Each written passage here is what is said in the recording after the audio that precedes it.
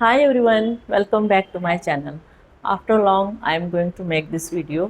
So आज हम पढ़ेंगे prepositions. Prepositions क्या होते हैं? Parts of speech का जो अब हमारा next topic है, that is prepositions. Prepositions हम किसे कहते हैं? जैसे कि नाम से ही पता चल रहा है preposition. अब ये जो word है preposition, इसे हम दो parts में divide करेंगे, pre and position. अब pre किसे कहते हैं? हम उस word को कहते हैं जो कि किसी चीज़ से पहले लगता है, और पोजीशन मीन्स किसी वर्ड का जो है जगह, कोई जगह, किसी जगह को हम पोजीशन कहते हैं। तो प्री पोजीशन क्या हो गया? प्री पोजीशन या प्रेपोजिशन एक ऐसा वर्ड होता है जो किसी चीज़ से पहले लगता है। अब किससे पहले लगता है? प्रेपोजिशन जो है वो किसी नाउन या प्रोनाउन से पहले लगता है, उस नाउन या प्रोनाउन का बाकी के सेंटेंस के साथ जो संबंध है, जो रिलेशन है, उसको शो करने के लिए।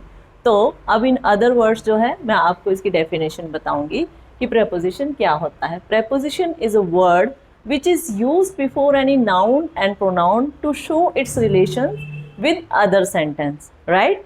सो ये होगी हमारी प्रेपोजिशन की डेफिनेशंस। अब प्रेपोजिशंस कितने टाइप्स के होते हैं? प्रेपोजिशंस बहुत सारे होते हैं, लेकिन कुछ प्रेपोजिशंस जो है वो कॉमनली यूज़ होते हैं, वो बार बार हमारे प्रेपोजिशंस यूज़ होते हैं। जैसे कि हम कई बार कहते हैं, आपने सुना होगा किसी वर्ड में हम बोलते हैं in, on, at, upon, above, below, beneath, after, before. ये सारे वर्ड्स जो होते हैं ये होते हैं प्रेपोजिशंस। तो आइए अब हम इसके बारे में बहुत ही ब्रीफली पढ़ेंगे। अब देखिए, मैंने ये कुछ प्रेपोजिशंस लिखे हुए हैं। ये कौन से प्रेपोजिशंस है? For examples, from, of, since, for, by, with, through, at, on, upon, onto, to, in, under, beneath, underneath, below, down, over, above, up, off, except, above, ago, inside, outside and within। अब सिर्फ यही नहीं है prepositions, prepositions इससे भी 3 गुना ज़्यादा है, 3 times more है इनसे। वो सारे प्रेपोजिशंस जो है मैं आपको डिस्क्रिप्शन बॉक्स में लिखूंगी, और वन बाय वन मैं आपको इन सभी प्रेपोजिशंस का यूज़ कहाँ होता है, कैसे होता है और क्यों होता है, ये तीनों चीज़ें मैं आपको डिस्क्राइब करूँगी। कभी भी आप कोई भी कॉम्पिटिटिव एग्ज़ाम्स देते हो, या कभी भी आप इंग्लिश में बात करते हो, इंग्लिश में आप जब भी बात करते हो तो मैक्सिमम लोग मैंने देखे हैं वो प्रेपोजिशंस का यूज़ ही नहीं करते हैं या गलत यूज़ करते हैं। तो अगर आपको ये प्रेपोजिशंस अच्छे से आते होंगे तो आप इंग्लिश की प्रोनाउंसिएशन भी अपनी बहुत अच्छे से कर सकते हैं। तो आइए देखते हैं वन बाय वन हम प्रेपोजिशंस को पढ़ते हैं। So our first preposition is from. From word से हम शुरू करेंगे। तो फ्रॉम क्या होता है? फ्रॉम का मीनिंग क्या होता है, कहाँ यूज़ होता है, कैसे यूज़ होता है और क्यों यूज़ होता है, आइए ये देखते हैं। सो फ्रॉम जो है इसका हिंदी में मीनिंग होता है से। से का मीनिंग हम कहाँ कैसे कर सकते हैं, किस तरह से कर सकते हैं और कितनी तरह से कर सकते हैं, ये पढ़ने जा रहे हैं हम। फ्रॉम मीन्स से होता है। अब फ्रॉम का जो यूज़ है सिर्फ एक जगह पे नहीं होता है। फ्रॉम का यूज़ जो होता है वो 3 जगहों पर होता है। एक होता है किसी जगह के साथ, एक होता है टाइम के साथ, और एक होता है किसी सोर्स के साथ। कोई सोर्स, कोई ज़रिया होता है तो उसके साथ भी फ्रॉम का यूज़ होता है।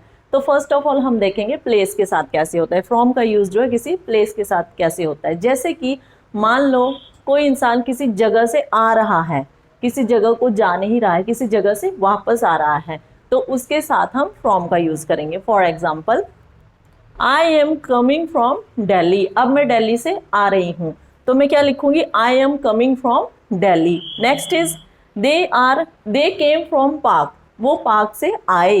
कहाँ से आए? वो पार्क से वापस आए, तो उसके साथ भी हम फ्रॉम का यूज़ करेंगे। नेक्स्ट है टाइम के साथ। टाइम के साथ कैसे यूज़ होता है? जैसे कि कोई आदमी जो है उसने कोई काम करना है, वो कोई काम जो है वो करना शुरू करेगा, तो उसके साथ जो है हम फ्रॉम का यूज़ करेंगे। For example, Ram will work from tomorrow. Ram जो है कल से काम करेगा। Next is I will work from tomorrow. मैं कल से काम करूँगी, तो उसके लिए भी हम फ्रॉम का यूज़ करेंगे। अब ये जो फ्रॉम वर्ड जब मैंने टाइम के साथ यूज़ किया तो कुछ लोग जिनको टेंसेस आते हैं वो एक क्वेश्चन राइज करेंगे। वो ये क्वेश्चन राइज करेंगे कि टाइम के साथ कभी भी सिंस या फॉर लगता है?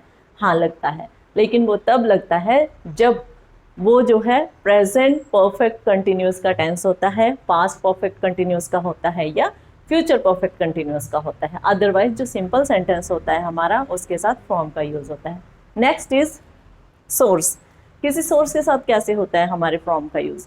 सोर्स यानी कोई किसी सोर्स से हमें कुछ पता लग रहा है तब भी हम फ्रॉम का यूज़ करेंगे। जैसे हमें कोई न्यूज़ है या कोई किसी चीज़ के साथ कोई इंसिडेंट हो गया, किसी के साथ कोई इंसिडेंट हो गया तो वो हमें किसी से पता चल रहा है। जैसे कि मुझे ये बात उस दोस्त से पता चली, मुझे ये न्यूज़ उससे मिली, तो उसके लिए भी हम फ्रॉम का यूज़ करेंगे। For example, I heard it from Ram, मैंने ये राम से सुना। Next, I wrote it from the book, मैंने ये किताब से लिखा, तो किताब भी एक सोर्स है।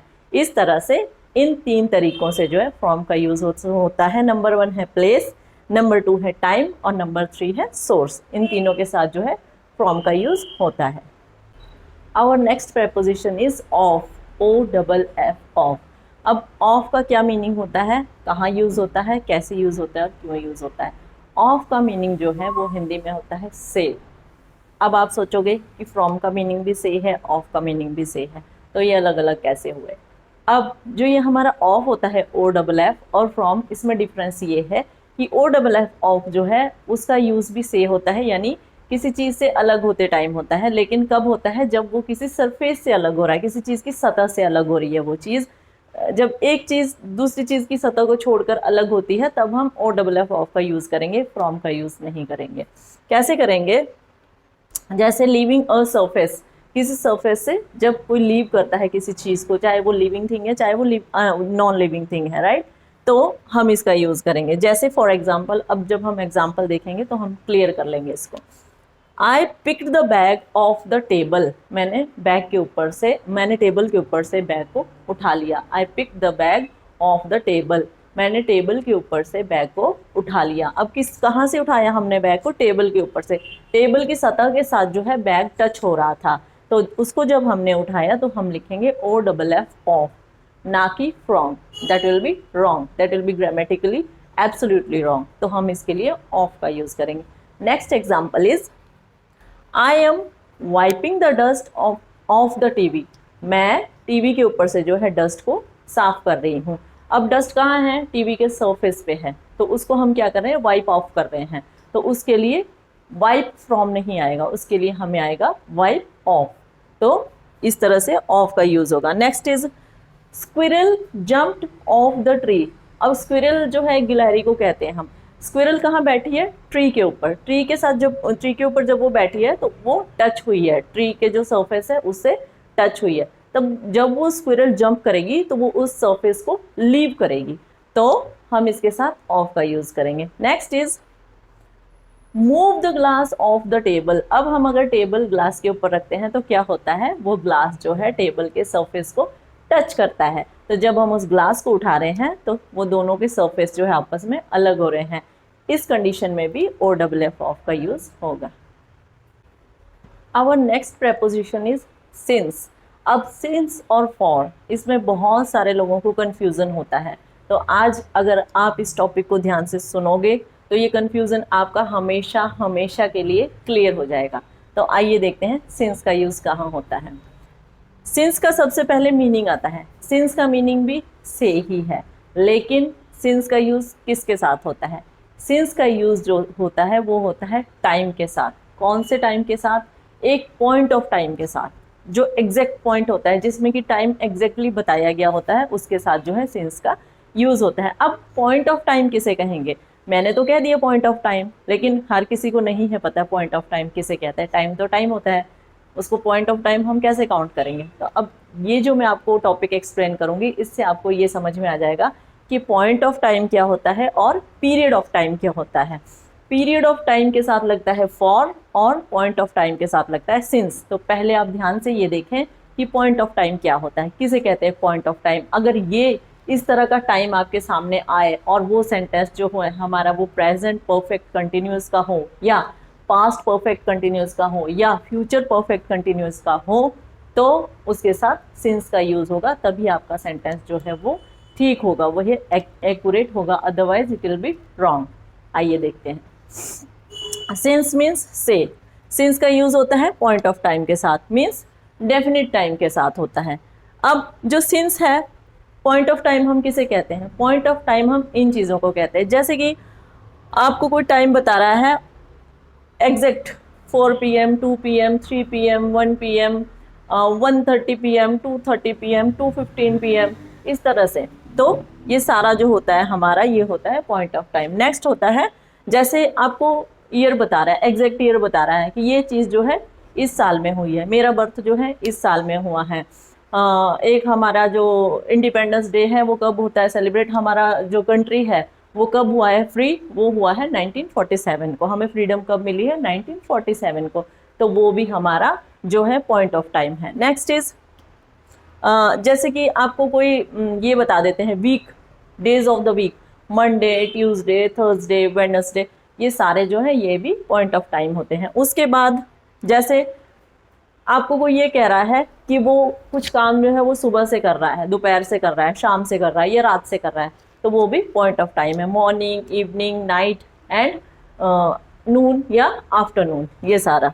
नेक्स्ट इज अगर डेज हों, जैसे यस्टरडे, डे बिफोर यस्टरडे, तो भी सिंस का ही यूज होगा। नेक्स्ट, जैसे मैं ये चीज़ बचपन से कर रहा हूँ, मैं ये काम जन्म से कर रहा हूँ, या मुझे जन्म से ही ये प्रॉब्लम है, तो उसको हम इंग्लिश में क्या कहेंगे, since childhood and since birth. तो ये सारे जो होते हैं ये पॉइंट ऑफ टाइम होते हैं। एक बार मैं फिर से रिपीट कर देती हूँ।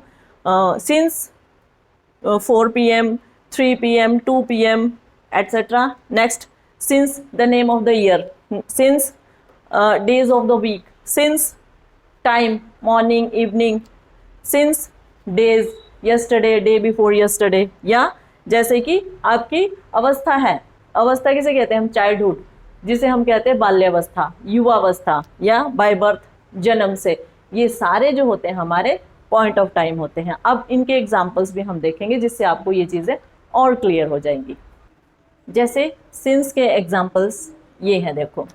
Number 1, I have been playing since morning, मैं सुबह से खेल रहा हूँगा, मैं सुबह से खेल रहा हूँगा।